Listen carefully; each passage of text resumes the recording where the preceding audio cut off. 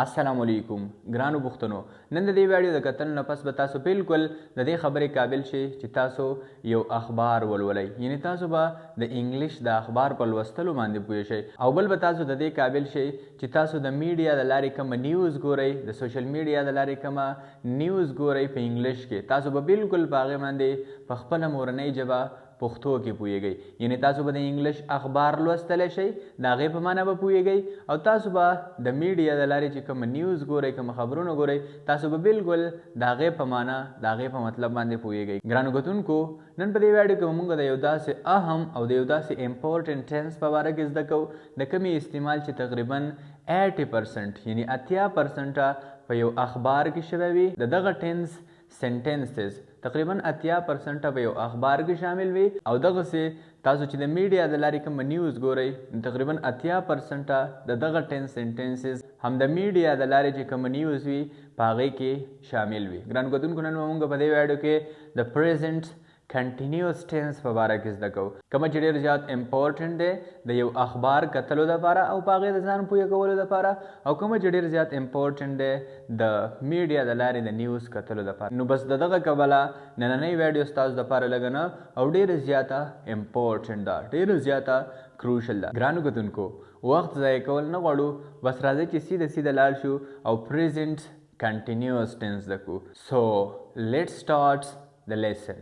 ګرانو کتونکو اوس راځئ چې په یو ښکلي او یو ښایسته انداز باندې پریزنټ کنټینیوس ټینس زده کړو، کومې ته چې پریزنټ پراګریسیو ټینس هم ویلی کېږي. که تاسو ورته پریزنټ کنټینیوس ټینس ووایئ هم ټیک ده، او که تاسو ورته پریزنټ پراګریسیو ټینس ووایئ هم ټیک ده، خو که چېرته بیا ستاسو د مخې څوک پریزنټ پراګریسیو ټینس ووایي نو چې بیا تاسو کنفیوز کیږئ نه، تاسو ته بالکل پته لګیږي چې پریزنټ کنټینیوس ټینس او پریزنټ پراګریسیو ټینس یو څیز دی، د دواړو یو مطلب دی. خو ګرانو کتونکو اوس مونږ پریزنټ کنټینیوس ټینس یا پریزنټ پراګریسیو ټینس په کوم ځای کې استعمالو، دا ټینس مونږ له په کوم ځای کې فایده راکوي، د دې ټینس نه مونږ په کوم ځای کې فایده اخلو. نو په یاد ساتئ د پریزنټ کنټینیوس ټینس ډیفینیشن داسې دی: an action continuous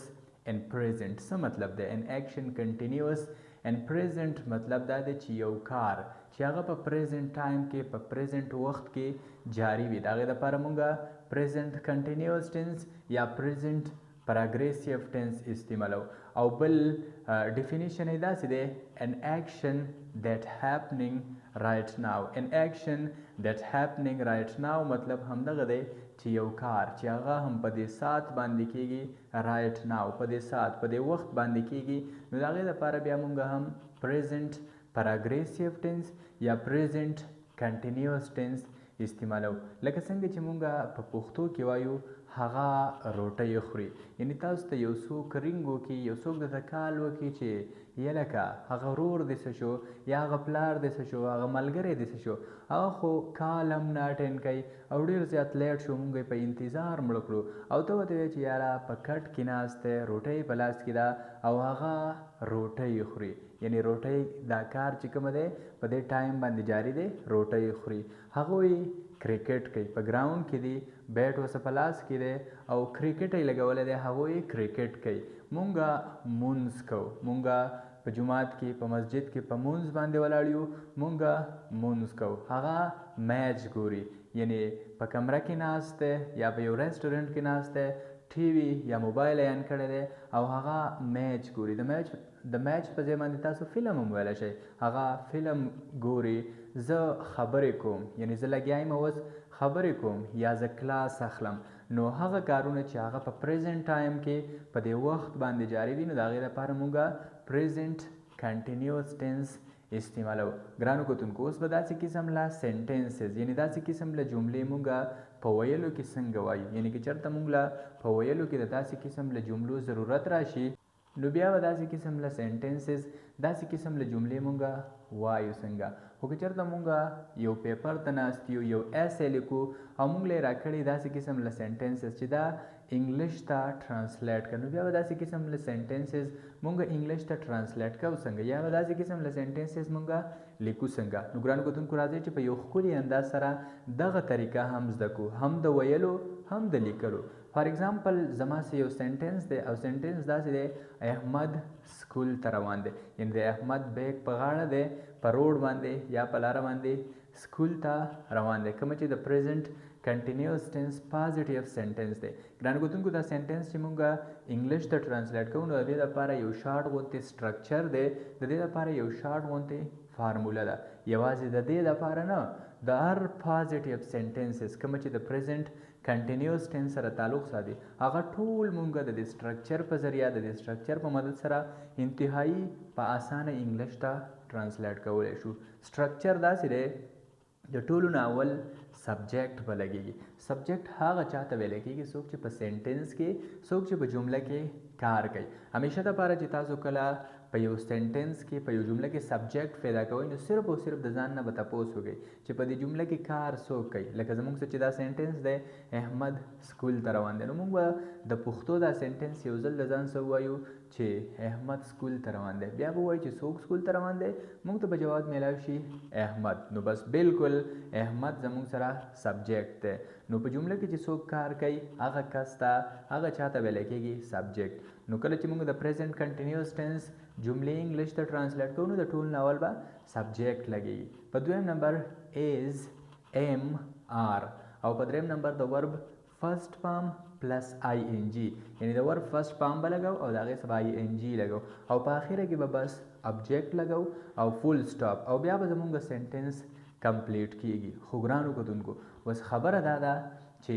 ایز ایم آر به مونږ په کوم ځای کې لګو، یعنی مونږ خو داسې نشو کولی چې درې واڼه بس په پټو سترګو په یو سنټنس کې په یو جمله کې ورولو، داسې خو مونږ نشو کولی. ګرانو کتونکو ایز ایم آر به مونږ لګو کله چې زموږ سره سبجیکټ آی وي، یعنی زه د خپل ځان په باره کې خبره کوم نو هلته به زه بیا په پریزنټ کنټینیوس کې د ځان نه پس یعنی د آی نه پس ایم لګو. مطلب دا دی چې ایم مونږ له صرف او صرف په آی کې مدد راکوي، یعنی مونږ ایم صرف د آی نه پس لګولی شو او صرف دغه د ایم کار دی، ایم نور هیڅ کار هم نه کوي. او په دویم نمبر باندې ایز کله چې مونږ سره سبجیکټ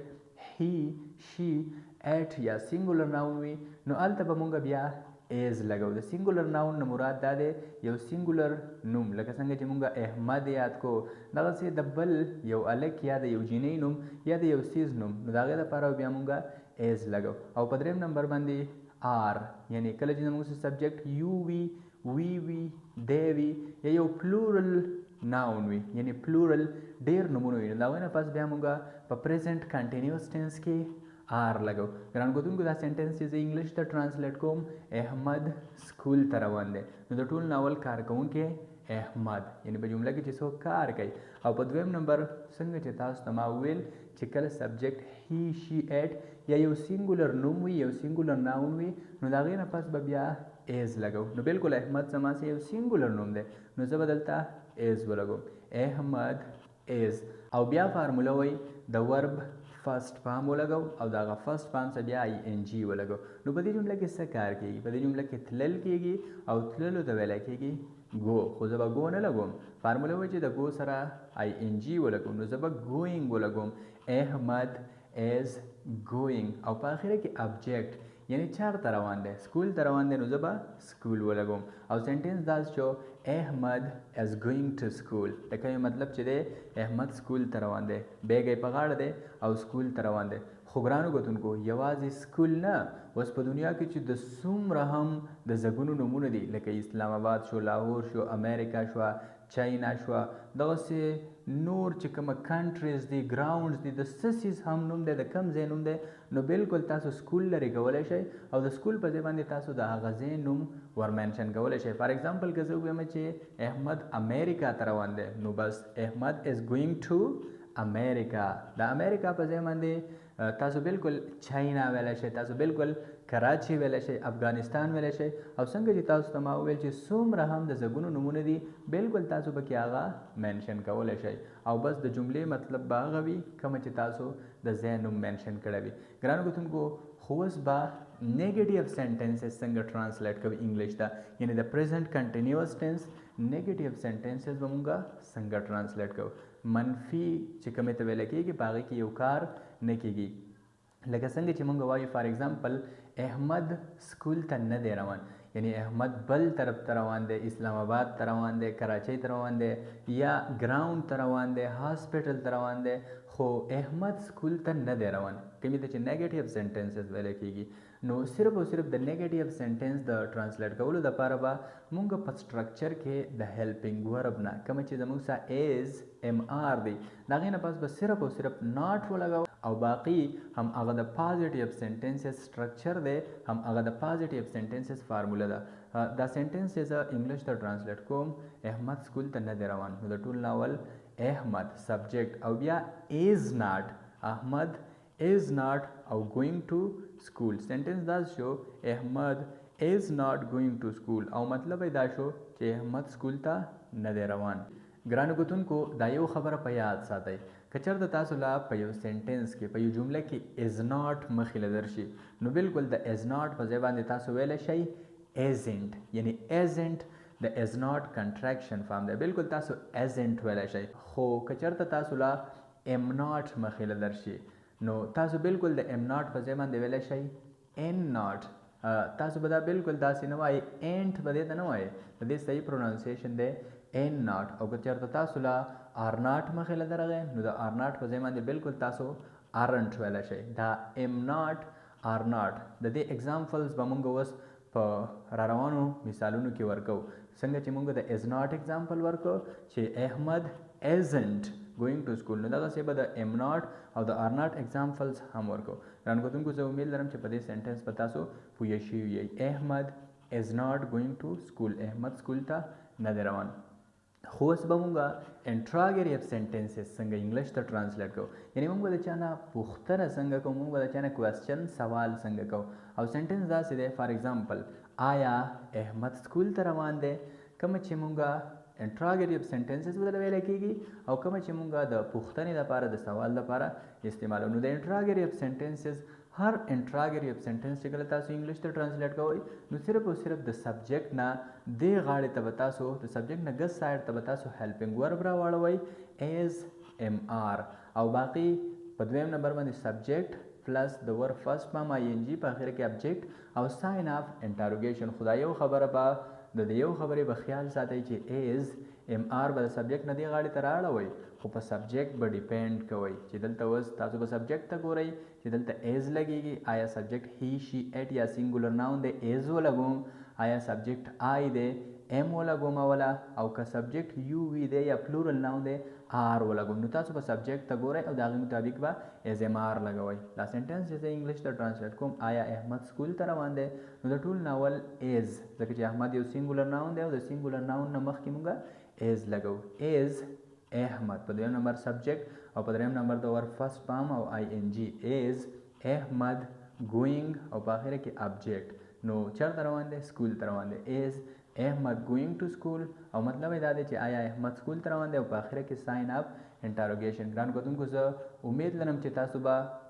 په پازیټیو، نیګیټیو او انټراګریټ سنټنسز باندې د پریزنټ پراګریسیو ټینس یا د پریزنټ کنټینیوس ټینس پوه شوي یئ. خو اوس راځو چې څه نور اگزامپلز هم ورکو، څه نور مثالونه هم ورکو چې تاسو پې نور هم ښه پوه شئ، په داسې طریقې باندې پې پوه شئ چې بیا بالکل یوازې تاسو پې پوه نه شئ، تاسو د دې قابل شئ چې تاسو پې خپل ملګري، خپل کلاسمیټس او په سوسایټي کې نور خلک ډیر په اسانه او انتهایی په پټو سترګو باندې پوه کولی شئ. بل اگزامپل داسې دی هغوی میچ ګوري، یعنی هغوی په یو ریسټورنټ کې ناست دي، هغوی په یو روم کې ناست دي یا هغوی په یو پارک کې ناست دي او هغوی میچ ګوري، یعنی ټي وي سکرین یا موبایل آن دی میچ ګوري. د میچ په ځای باندې تاسو فلم ویلی شئ، تاسو ډراما ویلی شئ، تاسو نور ټیک ټاک یوټیوب وغیره ویلی شئ، هغوی دا ګوري. نو ګرانو کتونکو دا سنټنس زه انګلیش ته ټرانسلیټ کوم هغوی میچ ګوري، نو د هغوی دپاره فارموله وایي د ټول ناول سبجیکټ ولګو، د هغوی دپاره استعمالیږي دی. او تاسو ته ما وویل چې کله زموږ څه سبجیکټ یو وي دی یا پلورل ناون نو د هغې نه پس به مونږ آر لګو. نو بالکل زموږ څه سبجیکټ دلته دی دی، نو اوس به مونږ آر ولګو. سبجیکټ بیا هیلپینګ ورب دی آر او د ور فرست فارم پلس آی ان جی. دی آر واچینګ او په آخره کې ابجیکټ په څه چې کار کېږي، نو په څه کار کېږي؟ په میچ کار کېږي. او سنټنس دا شو دی آر واچینګ میچ او مطلب دا شو چې هغه اوس لګیا دي او میچ ګوري. خو که چېرته تاسو وایئ چې نه میچ نه ګوري هغه یو فلم ګوري نو بیا they are watching movie او مطلب دا شو چې هغه یو فلم ګوري. که چېرته د فلم په ځای باندې تاسو ووایئ ډراما they are watching ډراما هغه یو ډراما ګوري نو بالکل تاسو ویلی شئ. د میچ په ځای باندې تاسو هر څه په دې کې بدلولی شئ. ګرانو کتونکو نیګیټیو سینټنسز به داسې وي فار ایگزامپل هغې یو میچ نه ګوري. که زه ووایم چې هغې یو میچ نه ګوري کومې ته چې نیګیټیو سینټنس ویلی کېږي بل څه ګوري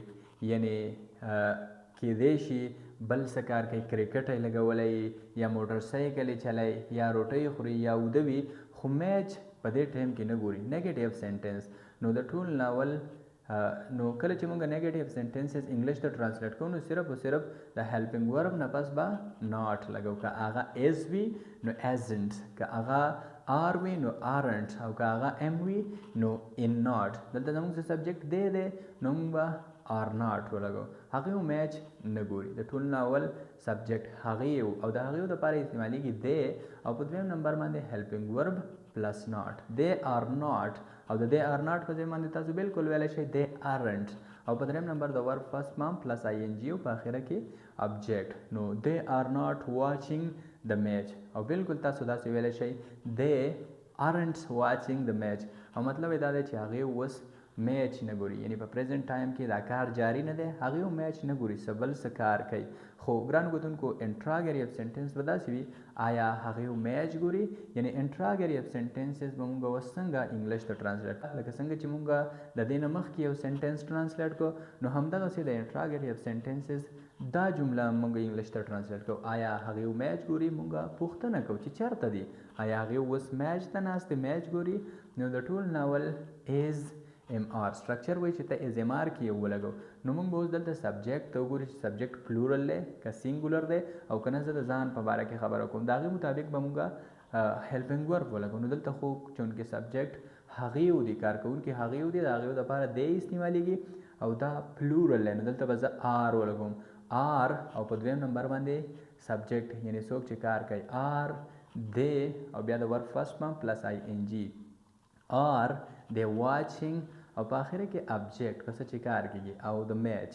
او ابجیکټ دی میچ او سینټنس دا شو آر دی واچینګ د میچ او مطلب یې دا شو چې آیا هغې یو میچ ګوري اوس لګیا دي ټي وي ته یا یو سکرین وغیره ته ناست دي او میچ ګوري آر دی واچینګ د میچ آیا هغې یو میچ ګوري او په آخره کې ساین آف انټاروګیشن ساین آف انټاروګیشن به په سوالیه جملو کې په انټراګریف سینټنسز کې همیشه لپاره نه پرېږدئ ځکه چې دا سوالیه جملې دي او ساین آف انټاروګیشن به په دې کې خامخا لګي. بل اگزامپل او کومه چې د پریزنټ کنټینیوس ټینس یا د پریزنټ پراګریسیو ټینس آخري اگزامپل دی په پازیټیو نیګیټیو او انټراګیټیو درې واړه سینټنسز کې. د پازیټیو سینټنسز اگزامپل داسې دی زه روټۍ خورم یعنی زه په دې ساعت باندې ناست یم کټ کې ناست یم یا چیر کې یا هر څه کې ځای کې ناست یم او زه روټۍ خورم یعنی دا کار شروع دی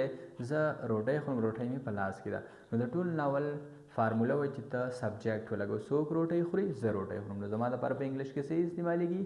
آی او په دویم نمبر باندې به اوس دلته مونږ ایم ولګو لکه څنګه چې تاسو ته ما د ویډیو په سټارټ کې ویل چې زموږ څه کله سبجیکټ آی و نو د هغې نه پس به مونږ بیا صرف او صرف ایم لګو همدغه د ایم کار دی نو زه به ایم ولګو آی ایم او بیا د ورب فرست فارم پلس ING نو د روټۍ خوړلو ته ویلی کېږي ایټ خو زه به اوس ING ولګوم ایټینګ به ولګوم او په آخره کې ابجیکټ پس چې کار کېږي نو په دې جمله کې په روټۍ کار کېږي او روټۍ ته ویلی کېږي میل او سینټنس دا شو I am eating the meal او مطلب یې دا دی چې زه روټۍ خورم. خو که دلته چېرته تاسو د I am په ځای باندې am ووایئ نو بالکل ستاسو سینټنس به ډېر مزیدار ولګي am eating the meal او am د I am کنټریکشن فارم دی. سینټنس دا شو am eating the meal او مطلب یې دا شو چې زه روټۍ خورم اوس لګیا یم. خو ګرانو کتونکو اوس به نیګیټیو سینټنسز څنګه انګلیش ته ټرانسلیټ کوو یعنی زه روټۍ نه خورم اوس لګیا یم او روټۍ نه خورم اوس لګیا یم څه بل څه کار کوم خو زه روټۍ نه خورم نو صرف او صرف د ایم نه پس به ناٹ ولګېږي او سینټنس به داسې شي am not eating the meal او مطلب یې دا دی چې زه روټۍ نه خورم I am not eating the meal زه روټۍ نه خورم. او بس اخري د انټراګریف سینټنس एग्जाम्पल دی او بیا پریزنٹ کنټینیوس ټینس ختم خو داسې ختم نه صرف او صرف تاسو ته هغه طریقه هغه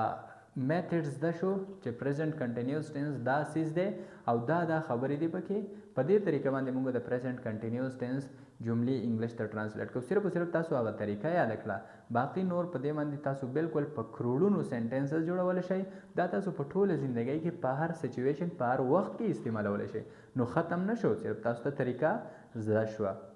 او سنټنس داسې دی آیا زه روټۍ خورم یعنی څوک درته رینګ وکړي چې ما ته پته ده ته به اوس ناست یې بکټ کې روټۍ به خورې ته نه مړېږې او ته وایې چې دا څه وی لکه ستا به خیال سره آیا زه به اوس روټۍ خورم یعنی زه به روټۍ ته ناست یم تپوس کې د چا نه د خپل ځان په باره کې نو صرف او صرف د سبجیکټ نه دې غاړې ته به هغه هیلپینګ ورب راوړی کومه هیلپینګ ورب چې تا په پازیټیو او نیګیټیو سنټنسز کې ولګاو نو څه شی دې لګولی ایم دې لګولی نو ایم به صرف او صرف د سبجیکټ نه دې غاړې ته راوړی ایم او په دویم نمبر سبجیکټ ایم آی او بیا د ورب فرست فارم پلس آی ان جی ایم آی ایټینګ او په اخر کې ابجیکټ ایم آی ایټینګ د میل او ساین اف انټروګیشن سنټنس دا شو ایم آی ایټینګ د میل او مطلب دا شو چې آیا زه اوس لګیا یم او روټۍ خورم ګران کوتونکو زه امید لرم چې تاسو به په پریزنټ کنټینیوس ټینس باندې یا په پریزنټ پراګریسیو ټینس باندې ډیر ښه پوه شوي یوازې تاسو به پرې نه یې پوه شوي زه امید لرم دا زما یقین دی چې تاسو به د دې هم قابل جوړ شوي یئ چې تاسو په معاشره کې خپل ملګري خپل کلاسمیټس او نور خلک ډیر په اسانه باندې پوه کوي او انشاءالله زه امید لرم چې تاسو ته به په پریزنټ کنټینیوس ټینس کې هیڅ کنفیوژن نه وي پاتې شوی یعنی تاسو به هیڅ کنفیوژن په پریزنټ کنټینیوس ټینس کې نه وي پاتې شوی خو د ویډیو په اینډ کې دا یو ریکویسټ دی تاسو په خدمت کې که چېرته تاسو هم داسې قسم له ټینسز ماډل وربس ایکټیو وایس پیسیو وایس ډایرکټ نریشن اینډ ډایرکټ نریشن او سپوکن انګلیش وکیبلري او د دې نه علاوه چې نور هم په انګلیش کې څه خبرې څه څیزونه ریلیټډ دي هغه تاسو په پښتو کې زده کول غواړئ یعنی د الف نه والا تر یې پورې هغه تاسو په پښتو کې زده کول غواړئ نو بالکل بیا تاسو مهرباني وکړئ زموږ د یوټیوب چینل سبسکرایب کړئ انشاءالله تاسو ته به ډیره زیاته فایده وشي تاسو به ډیر زیات څه ترلاسه کوئ ډیر په کم وخت کې به تاسو یو روان انګلیش ویونکی جوړ شئ د ویډیو کتلو ډیره مننه تھینک یو سو مچ تھینک یو